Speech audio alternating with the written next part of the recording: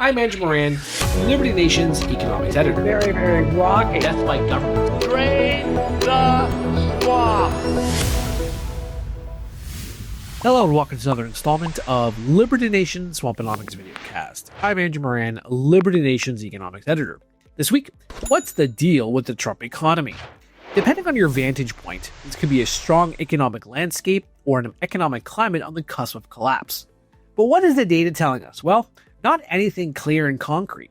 Let's examine the holy trinity of data: growth, inflation, and employment. First, the US economy rebounded in the second quarter, advancing 3% in the April to June period.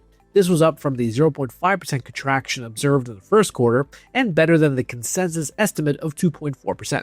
The problem with the latest GDP report is that the headline offered a starkly different picture than underneath the hood.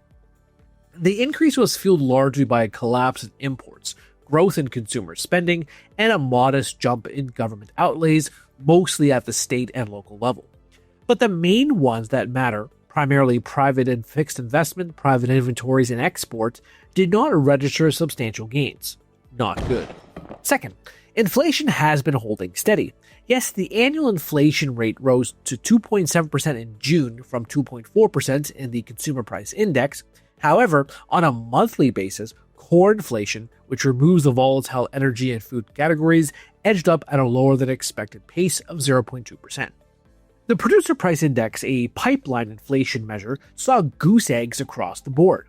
Import prices were flat. The Federal Reserve's Preferred Personal Consumption Expenditures PCE Price Index came in slightly hotter than expected. Looking ahead, early estimates show little changes to the various inflation readings. In addition, the Bureau of Labor Statistics is obviously putting together poor reports, forcing economic observers to digest private sector readings. One of these is Trueflation. This is a running real-time inflation estimate that relies on millions of data points. It's showing that the annual inflation rate is coming in below the Fed's 2% target. Finally, jobs. Oh boy, the July jobs report will live in infamy. In addition to the July reading showing a smaller than expected 73,000 new jobs, the May and June figures were revised lower by 258,000. This is the largest two-month revision since 1979. Ouch. Now, what does this tell us about the US labor market? Once again, mixed signals. The lower than expected April and May job growth volumes might have been caused by the uncertainty of the president's tariffs, which had been seen across other datasets. In other words, companies adopted a wait-and-see approach to Trump's trade agenda. Is a rebound coming? If so, you can bet your bottom dollar that the president's adversaries will not trust the data and call it, to use Trump's words, rigged. That said, other labor measurements suggest the jobs arena is holding steady. Weekly jobless claims are low, job openings are high, and the challenger layoffs have been fueled by Doge. So, with all of this information, what can we conclude?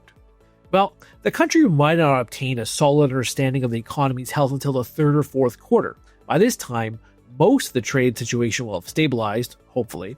Inventories from earlier in the year will have been exhausted, and tariff-related price increases will or will not appear.